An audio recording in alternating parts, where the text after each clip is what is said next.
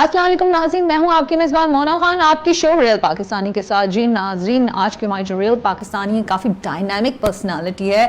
اگر میں کہوں کہ وہ شعبے میں آگے ہیں اور ان کی بہت کنٹریبیوشن ہے تو غلط نہیں ہوگا. ہی ماشاء اللہ ایوری ویئر، چاہے اسپورٹس ہو، یوتھ ڈیولپمنٹ ہو، ویمن امپاورمنٹ ہو، پریزن ہو، ہیلتھ کے حوالے سے بات ہو، تو ماشاء اللہ سے ان کی اتنی کنٹریبیوشن اور انہی کنٹریبیوشن میں آپ پیچھے میرے دیکھ سکتے کئی ایوارڈز بھی انہیں مل چکے ہیں. اور ان کا یہی جذبہ، یہی بات ہے کہ ان کو اپنے ملک پاکستان کے لیے کام کرنا ہے. وہ دن رات کام بھی کر رہے ہیں. اور اگر میں ان کی لیب کی بات کروں تو پاکستان کی ٹاپ لیب میں ان کا شمار ہوتا ہے.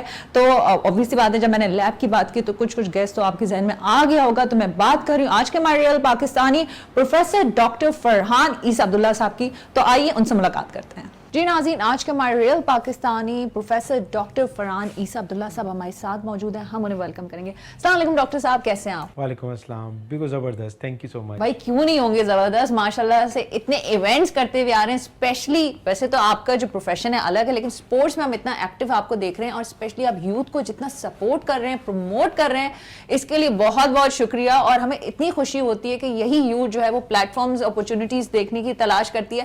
لیکن یقین مانیں آپ وہ ہیں کہ اپنے ٹائم سے، اپنی فیلڈ سے، اپنے پروفیشن سے ٹائم نکال کے یہ سب کام کر رہے ہیں. تو کیا کہنا چاہیں گے آپ؟ ہاں نہیں، تھینک یو سو مچ جی، مجھے یہ اپارچونیٹی دینے کے لیے آن the most prestigious P T V channel. دیکھیں، یوتھ ہمارا 60% ہے اور ہمارے ملک میں اتنا پوٹینشیل ہے. ایک تو معدنیات، مائنز، منرلز وغیرہ، سمندر، ماؤنٹینز، ساتھ ساتھ یوتھ. اور یہ یوتھ کی اگر چینلائز ہو جائے تو آئی تھنک کہ پاکستان کو دنیا کے سب سے امپورٹنٹ اور پاورفل ملک ہونے سے کوئی نہیں روک سکتا. تو ہمارا فرض ہے کہ ہم اپنی یوتھ کو گائیڈ بھی کریں، ان کو ٹرین بھی کریں، ان کو ایسے مواقع پرووائڈ کریں جس میں وہ انگیج رہیں. جس میں سب سے زیادہ میں امپورٹنٹ سمجھتا ہوں اسپورٹس کو. اسپورٹس سے جو ہے وہ یہ ہوتا ہے، کیونکہ میں اس کو ریئلی سمجھتا ہوں کہ sports is a game changer for Pakistan.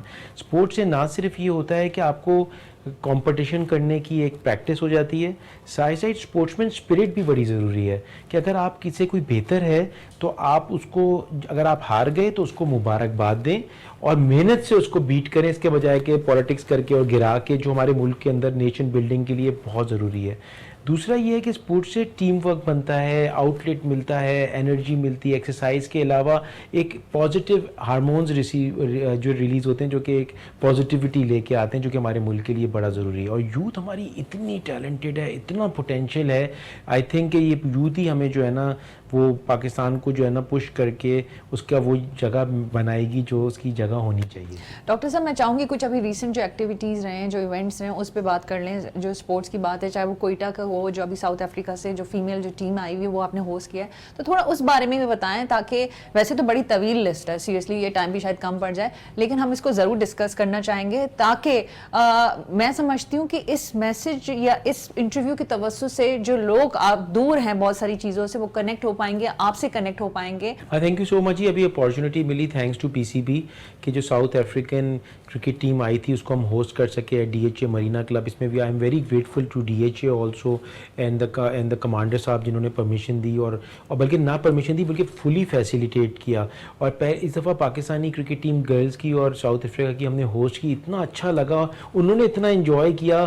Merina club سے وہ لوگ نکلے، بندل آئلینڈ گئے، بندل آئلینڈ سے وہ ابراہیم حیدری کی فشنگ ولیج دیکھی انہوں نے، اور انہوں نے کورنگی کا ایریا دیکھا. اور انہوں نے کہا what a beautiful place this is. I think کہ یہ جو ہمارے مہمان آتے ہیں، اگر ہم ان کو اپنا کلچر، اپنی ٹریڈیشنز دکھا سکیں. ہم نے سب کو اجرکیں بھی دیں، سندھی ٹوپیاں بھی پہنائی، تو وہ اتنے خوش ہو گئے، انہوں نے ریئلی انجوائے کیا. ان کو جانے کا تو دل نہیں ہوگا. بالکل نہیں تھا. اور آپ کو بتاؤں کہ ہمارا اتنی زبردست کوسٹ لائن ہے اور جو ہے اس میں سائملٹینیسلی انہوں نے پھر اجرک کی ہسٹری پوچھی. ہم نے کہا بھائی 5000 سال پرانی انڈس سویلائزیشن ہے جو سندھ کی ہے، سب سے پرانی civilisation one of the world کی ہے. تو ان کی کیوریوسٹی ہوئی، دے آسکڈ سو مینی کویسچنس اور اتنا اچھا لگ رہا تھا. اور کہ پاکستان کے، اور نے خوب ویڈیوز بنائی، تصویریں کھینچی. یہ جو سافٹ امیج پاکستان کا آئے گا نا، آپ کو تو پتہ ہے پاکستان کے لوگ کتنے مہمان نواز ہیں، کتنے پیار کرنے والے ہیں. بٹ وہ کیا ہوتا ہے سیکورٹی کی وجہ سے وہ ڈیوائیڈڈ رہتے ہیں. لیکن آج ان کو موقع ملا اور میں اتنا مطلب امیزنگ ہے. پی سی بی والوں نے بھی بڑے ایفرٹس کیے. دیکھیں میں سمجھتا ہوں ساری ایسوسیشنس کو پٹ اٹینڈ کرنا چاہیے, ہمیں اپنے مہمان لانے چاہیے, ہمیں اسپورٹس ڈپلومیسی کرنی چاہیے, اور یہ جو ٹیمز آئیں اور ہم جیت ہار ہوتی رہتی ہے, مے دا بیسٹ ٹیم ون, اور ہمیں تو اسپورٹس میں یہی سکھایا گیا ہے, but let them give a positive message from Pakistan کہ پازیٹیو جو پاکستان کی اتنی اچھی چیزیں ہیں, اور یقین مانیں مجھے خود بھی اچھا لگا ان کو ہوسٹ کر کے, فارنرز کو لے کے. دیکھیں ہمارے پاس اتنا اچھا لگتا ہے, ہم تو مہمان نواز قوم ہیں, ہم تو چاہتے ہیں کہ سب لوگ آئیں, ہم ان کا خیال رکھیں, ہمارا ٹریڈیشن بھی ہے, کلچر بھی ہے, اور ریلیجن بھی یہی سمجھیں. ہم نے تو پارٹیسپیٹ نہیں کیا, لیکن اس بات کی خوشی ہے کہ جو سندھ کی جو ٹیم گئی تھی اور وہ جو ہے وہ جیت کر آئی. یہ بڑا امیزنگ تھا. میں تو خیر کوئٹہ کی اور بلوچستان کی مینجمنٹ کو بھی کہتا ہوں کہ انہوں نے 13 سال کے بعد نیشنل گیمز کوئٹہ میں ہوئے ہیں بلوچستان میں, وچ از اب یہ ہر 2 سال کے بعد ایسی ٹرن آتی ہے. انہوں نے بھی بہت اچھا ہوسٹ کیا, اور دیکھیں پورے پاکستان کی ٹیم صوبوں کی, پھر army, وابڈا, higher education commission, navy, air force, professional teams بھی ساری پہنچیں, کوئی 3,500-4 ہزار ایتھلیٹس اینڈ آفیشلز تھے. ان کو ہاسپٹیلٹی جو بلوچستان نے دی, کوئٹہ نے دی, جو ان کے ماؤنٹینز, پہاڑیاں, کھانا, تو بڑا کلچرل ایکسچینج ہوا. لیکن ہمیں ضرور زیادہ خوشی ہے کہ صوبوں میں سندھ پہلی دفعہ جیت کے آیا. لیکن یقین مانیں سندھ ایک صوبہ ہے, اصل میں تو ہم پاکستانی ہیں, اور جب سب آپس میں ملے, سب پلیئرز کی آپس میں دوستیاں ہوئیں, تو جو ڈفرینسز میں سمجھتا ہوں کچھ چیزیں تو ماحول سے, سیاست سے ہو جاتی ہیں, وہ سب کی دور ہو گئیں. یقین مانیں آپ کو پتہ ہی نہیں چل سکتا تھا کہ کوئٹہ کی ٹیم سے کون ہے, بلوچستان سے, سندھ سے کون ہے, اسلام آباد سے کون ہے, پشاور سے کون ہے, سب کی دوستیاں ہو گئیں. اور کیونکہ ہم 2-3 ہفتے تھے وہاں پہ, تو اتنی زبردست بانڈنگز ہوئیں اور اتنے اچھے گیمز ہوئے. میں سمجھتا ہوں کہ انٹرنیشنل ایونٹس میں جو ہے نا بہت ہوپ ہے, اور ان شاء اللہ تعالیٰ اب سندھ 2 سال بعد ہوسٹ کر رہا ہے, تو پروفیسر جو ڈاکٹر جنید علی شاہ بھی اسپورٹس منسٹر بنے, تو وہ ان شاء اللہ سندھ میں وہ ہوسٹ کریں گے. ڈاکٹر صاحب آپ تو اپنا ماشاءاللہ حصہ ڈال ہی رہے ہیں, میرے خیال سے ابھی الیکشن میں آپ کھڑے ہوں تو آپ کے تو ووٹس تو پکے ہی ہیں. تو ایک سوال میرا یہ ہے کہ کوئی ارادہ ہے پالیٹکس میں آنے کا, کیونکہ ماشاءاللہ سے جتنا کام ہے لوگ, عوام چاہتی ہے کہ کام ہو, ٹھیک ہے, وہ کوئی بھی ایکس وائی پارٹی ہو, بس وہ یہی چاہتے ہیں. اور obvious سی بات ہے عوام بھی اب سمجھدار ہو گئی ہے کہ کس کو ووٹ دینا ہے. تو کچھ ارادے, کچھ پلانز ہیں, کیونکہ آپ کے ووٹرز تو پہلے سے ہیں وہاں پر. That's so sweet of you. دیکھیں میں سمجھتا ہوں پولیٹیشینز بھی بڑے رسپیکٹڈ ہیں, اور یہ بڑا ایک عظیم پیشہ ہے, اور اس کو اسی طرح سے ان کو بھی چلانا چاہیے. میں سمجھتا ہوں کہ بالکل آپ کی بات سے کہ میں شاید آؤں نہ آؤں, وہ تو مجھے ابھی میں نے سوچا نہیں ہے, لیکن یہ ضرور ہے کہ لوگوں کو پالیٹکس میں آنا چاہیے, لوگوں کو بیوروکریسی میں بھی آنا چاہیے, لوگوں کو آرمی بھی جوائن کرنی چاہیے. یہ سارے پیشے جو ہیں یہ بہت ہی معتبر ہیں. Be a part of them, be part of the change. ہم ہمیشہ کہتے ہیں ہمیں کیا, what's in it for me. آج کل قوم یوتھ ہے خاص طور پہ, وہ کہتی ہے میں یہ کروں گا, یہ کروں گی, تو میرا کیا فائدہ ہے. دیکھیں جب تک ہم اپنا فائدہ نہیں سوچیں گے, میں تو ریلیجن بھی کہتا ہے حقوق العباد کے بارے میں, تو جب تک ہم کنٹریبیوشن نہیں کریں گے تو کیسے ہم آگے بڑھ سکتے ہیں. سو آئی تھنک کہ ہم سب کو آنا بھی چاہیے, اور پالیٹکس میں بالکل حصہ لینا چاہیے, ہر ایک کو حصہ لینا چاہیے, اور اپنا میٹل بنانا چاہیے. اگر آپ چاہتے ہیں کہ چیز بہتر ہو سکتی ہے, اور آپ سمجھتے ہیں کہ ہم بہتر کر سکتے ہیں, تو بالکل آپ بڑھیں آگے اور کریں. آپ ڈاکٹر بھی ہیں, آپ کے اندر ماشاءاللہ انسانیت کے لیے جو کام کر رہے ہیں, کوئی بھی کاز ہو آپ ہمیشہ پاکستان کے لیے آگے, آپ یہ نہیں دیکھتے کہ کیا ٹائم ہے نہیں ہے, کوئی کمٹمنٹ ہے آپ نے کہا ملک کے لیے, پاکستان کے لیے, چلو کود پڑو, جان دے دو. تو یہ جو جذبہ ہے ڈاکٹرز میں, کیونکہ میں اس طرف ہی آنا چاہوں گی, ڈاکٹرز تو موجود ہیں, لیکن اب وہی بات ہے, وہ جذبہ, وہ انسانیت والا جذبہ جو ہے اب ہم اس طرح سے نہیں دیکھتے. اگر کیا ہی اچھی بات ہو, اب یہی بات ڈاکٹرز کے لیے بھی کہیں, کیونکہ میں نے کہا نا اب ہم سب کے لیے رول ماڈل ہیں. نہیں بالکل جی, ڈاکٹرز بھی دیکھیں ہر پروفیشن میں ہر طرح کے لوگ ہوتے ہیں, لیکن ڈاکٹرز بھی بہت کوشش کر رہے ہیں. وہ بھی انسان ہیں, ان کے بھی چیلنجز ہیں, لیکن میں یہ سمجھتا ہوں کہ ہمارے ایکچولی اسکول میں تعلیم تو ہو جاتی ہے, تربیت نہیں ہوتی ہے انفارچونیٹلی. تربیت کے اوپر ہمیں زور دینا چاہیے, مورل ویلیوز کے اوپر.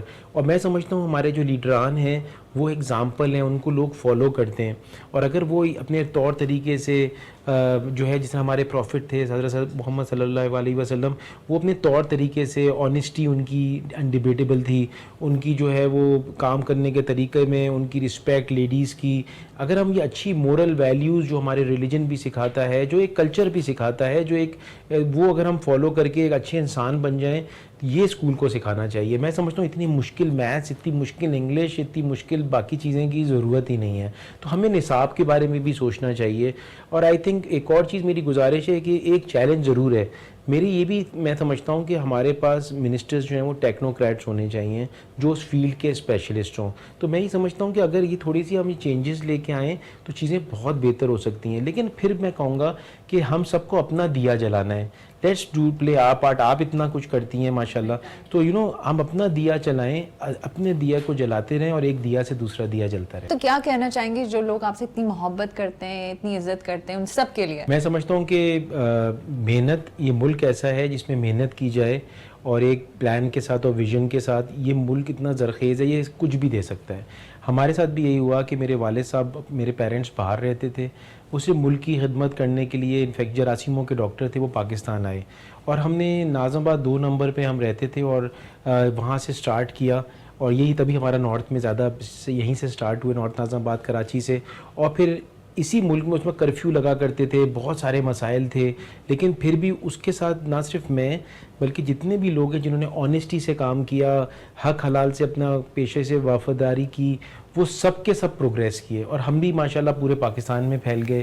اور ابھی ہم جتنی بھی برانچز کھول رہے ہیں اس کا مقصد صرف یہ ہے کہ لوگوں کو ایک تو اچھی سروسز کے ساتھ ساتھ جاب اپارچونیٹیز کریٹ کی جائیں. تو میں سمجھتا ہوں جتنے بھی بزنس مین ہیں جو افورڈ کر سکتے ہیں, دیکھیں وہ کسی کے دشمن نہیں ہیں. آج اگر جابز گورنمنٹ کتنی بھی اچھی چلے نا, وہ سب کو جابز نہیں پرووائڈ کر سکتی. تو یہ سب, تو ہر سیکٹر کو ایک دوسرے کے ساتھ, ہر سیگمنٹ آف پاپولیشن کو ایک دوسرے کے ساتھ رہنا چاہیے, ایک دوسرے کی عزت کرنی چاہیے. بزنس بھی نہیں چل سکتا جب تک کہ اس کے پاس اچھے ٹیم آف ورکرز نہ ہو. ڈاکٹر صاحب ایک بات ایڈ کرنا چاہوں گی, کیونکہ ہم نے یہی دیکھا کہ جو آپ کے جو سینٹرز ہیں اور یہاں پہ لڑکیاں جو خواتین ہیں آپ ان کو بہت زیادہ امپاور کر رہے ہیں, کیونکہ ماشاءاللہ بہت اچھا کام کر رہی ہیں, کیونکہ ہماری تو رہتی ہے کچھ نہ کچھ کسی نہ کسی حوالے سے. اس کے لیے بھی ہم آپ کو شکریہ ادا کرنا چاہیں گے, یہ بہت ضروری ہے. میں بتاؤں ہمارا سکسیس ہی ہماری لیڈیز جو ہمارے ساتھ کام کرتی ہیں, اور جب تک لیڈیز ایکول نہیں آئیں گی, اپارچونیٹیز ان کو نہیں ملیں گی, تو آپ سوچیں آدھی پاپولیشن پاکستان کی گھر بیٹھی ہوئی اور آدھی کام کر رہی ہے, تو یہ ملک کبھی بھی ترقی نہیں کر سکتا. اور ہمارے پاس تو 70% فیمیلز ہیں, اور ہم سمجھتے ہیں کہ یہ لڑکیوں کی وجہ سے, لیڈیز کی وجہ سے آج جو ہماری سکسیس مل رہی ہے, جس کی وجہ سے آپ میرے ساتھ پروگرام کر رہی ہیں, تو صحرا انہی کے پاس. نہیں تو آپ ٹاپ 100 جو سی اوز میں ایسے تھوڑی آپ کا نام ہے تو انہی کی وجہ سے. تو لیکن یہی بات ہے کہ اگر میں آپ کی بات کروں, میں جہاں نظر گھماؤں ماشاءاللہ سے, کوئی بھی ہو, چاہے وہ خدمت خلق ہو, اسپورٹس ہو, لوگوں کی جان بچانے کی بات آتی ہے, آپ یور ایوری ویئر. تو مجھے یہ بتائیں کہ آپ انسان ہی ہیں, جسٹ وانٹ ٹو سے, بیکاز ایک انسان کے لیے اتنی ساری چیزیں کرنا, اور پھر آپ یہ نہیں کہ پاکستان, آپ کی ٹریولنگ بھی رہتی ہے پاکستان سے باہر, تو کس طرح سے کر لیتے ہیں یہ سب؟ ہاں نہیں, تھینک یو سو مچ جی. ایک چیز میں ضرور کہوں گا آپ کے پروگرام کے توسط سے یوتھ کو, کہ ٹائم ویسٹ نہیں کریں. ٹائم مینجمنٹ جو ہے نا وہ سب سے کرٹیکل تھنگ ہے. ایک ہی گھنٹے کے پاس, میں نہیں, ایسے جتنے بھی سکسیزفل لوگ ہیں اگر ان کو آپ فالو کریں گے, ٹائم ان کے پاس اتنا ہی ہے, وہ ٹائم کو ڈیوائڈ کرتے ہیں. ایک نیند کے اندر, پراپر نیند, پراپر کام, پھر اس کے جو باقی تیسرا حصہ ہے family time, friends time, me time and health time. You need to divide your self into segments, اور آپ اس کو بیلنس کر کے چلیں. ہر ایک کے پاس ٹائم ہے کہ وہ کچھ بھی اچیو کر سکتا ہے. دوسری چیز یہ ہے کہ جو ہے نا, آپ اپنے ساتھ ٹیم بناتے ہوئے چلے جائیں. ٹیم جب ہوتی ہے نا تو you always together every one achieves more. Team کا مخفف میری نظر میں یو اچیو مور. تو میرے ساتھ جو میری ٹیم ہے, میرے فرینڈز ہیں, جو ہلکا احباب بن گیا ہے, ہم سب ایک ساتھ موٹیویٹ کر کے ایک دوسرے کے ساتھ مل کے کام کرتے ہیں, تو زیادہ بہتر ہو جاتا ہے. سو آئی تھنک کہ یہ یوتھ کو بھی یہ چاہیے کہ لوگوں کو. اور تیسری چیز ہے ٹالرنس. جب بھی کوئی کام کرتے ہیں نا, ظاہر ہے ڈفرینس آف اوپینینز ہوتا ہی ہے بھائی, ڈفرینس آف اوپینین کو آپ رسپیکٹ کریں. ٹالرنس ہمارے معاشرے میں نا بڑی کم ہو گئی ہے. اگر آپ ٹالرنس کریں اور اس کی برداشت کریں, اور پھر آپ سوچیں اس کے بھی پوائنٹ آف ویو سے, تو. اور چوتھی چیز میں سمجھتا ہوں کلیکٹیو وزڈم. ڈفرینٹ لوگ بیٹھتے ہیں, ایجز الگ ہوں, جینڈرز الگ ہوں, اور بیٹھ کے وہ جب کسی چیز کو ڈسکس کر کے پلان بناتے ہیں تو نئے نئے آئیڈیاز آتے ہیں. آپ نے کبھی یوتھ بھی ہو اس میں, ان کا بھی آئیڈیا ہو, تو وہ تو collective wisdom and hard work and strategy. میں سمجھتا ہوں کہ کوئی بھی کام بغیر اسٹریٹجی کے, اگر گول پوسٹ کا گول نہیں ہوگا تو آپ گول ہی نہیں مار سکتے, باؤنڈری وال نہیں ہوگی تو چھکا بھی نہیں لگ سکتا. Smart objectives, specific, measurable, achievable, responsibility کس کی ہے, اینڈ ٹائم باؤنڈ. یہ چیزوں کے ساتھ اگر ہم پلان کرتے ہیں, میں سب سے گزارش کرتا ہوں, میرے ساتھ جو میں اسکول میں یونیورسٹیز میں بھی پڑھاتا ہوں, ان کو ہمیشہ ایڈوائز دیتا ہوں کہ جو سکسیزفل لوگ ہیں نا, ان کو دیکھیں وائی دے بیکیم سکسیزفل, کیا ایسی چیزیں انہوں نے کی ہیں کہ وہ سکسیزفل بن سکے. اور ایک ایڈوائس میں ایکسٹرا اور دیتا ہوں, ہر بندے کو اپنے پاس, اس کے پاس مینٹورز ہونے چاہیے. آپ کا مینٹور کون ہے؟ سب سے میرے تو خیر سب سے پہلے قائد اعظم ہے فرینکلی. آج کل تو میں ان کو تو ظاہر پروفٹ کے بعد اگر کوئی چیز میں جس کو فالو کرتا ہوں وہ قائد اعظم ہے. اب آپ پوچھیں گے قائد اعظم کیوں ہے؟ نو, یہ بولنے کی بات نہیں ہے. پہلی بات ہے کہ ہی واز اے ویژنری, اور انہوں نے سوچیں ایک بزنس بنانا الگ بات ہے, ایک ملک بنا دیا. یہ کتنا بڑا ایسا وہ پرسن تھے کہ جس نے پورا ملک جنریٹ کر دیا, ایک ہوم لینڈ دلا دیا مسلمانوں کو بھی, اور جہاں پہ اچھا. اور آپ کو بتاؤں, اور وہ کتنے فیئر تھے. آپ کو پتہ ہے ان سے کسی نے سوال پوچھا کہ آپ گورنر جنرل بننے کے بعد آپ سب سے پہلا کام کیا کریں گے؟ انہوں نے کہا پہلا کام یہ ہوگا کہ میں چاہتا ہوں لوگ مجھے پروٹیکٹر جنرل کہیں for minorities in Pakistan. Women empowerment پہ انہوں نے اتنا کام کیا کہ انہوں نے ایک جگہ پہ وہ گئے تو علماء بیٹھے تھے, انہوں نے کہا کہ فاطمہ جناح کو ساتھ لے گئے اور انہوں نے کہا کہ یہ بھی میرے ساتھ بیٹھیں گی. لوگوں نے کہا کہ نہیں تو لیڈیز ہیں یہاں پہ, سب مرد حضرات ہیں. انہوں نے کہا نہیں دیکھیں یہ بات جو ہے نا جو ہمیں کرنی ہے یہی تو میسج دینا ہے, اور فاطمہ اگر بیٹھیں گی تو فاطمہ جناح میرے ساتھ ہی بیٹھیں گی.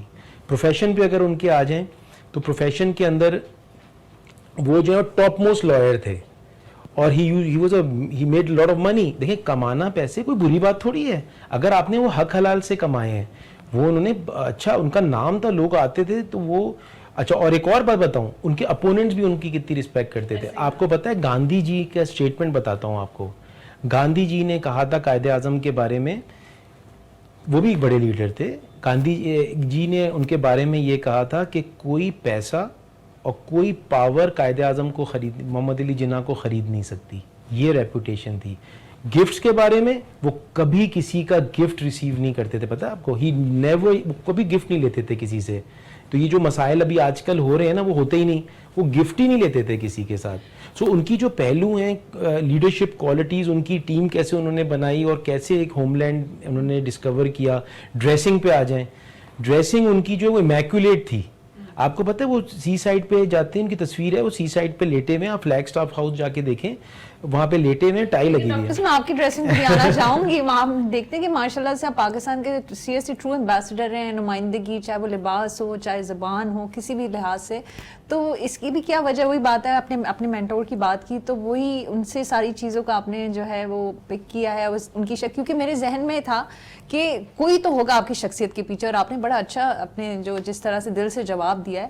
لیکن میں ایک اور بات پہ آنا چاہوں گی, کیونکہ آپ نے سکسیس کی بات کی تھی. سکسیسفل جو بھی کوئی بھی انسان ہوتا ہے وہ ویسے تو دنیا سیلیبریٹ کر رہی ہوتی ہے, سیلیبریشن چل رہی ہوتی ہے, جی کامیاب ہو گئے, بہت اونچا نام ہے, یہ ساری چیزیں, لیکن اس کے پیچھے بہت کوشش, بہت چیلنجز, اور آپ ظاہر سی بات ہے دنیا ایک دم سے کسی کو بھی جو ہے سر پر تاج نہیں پہناتی.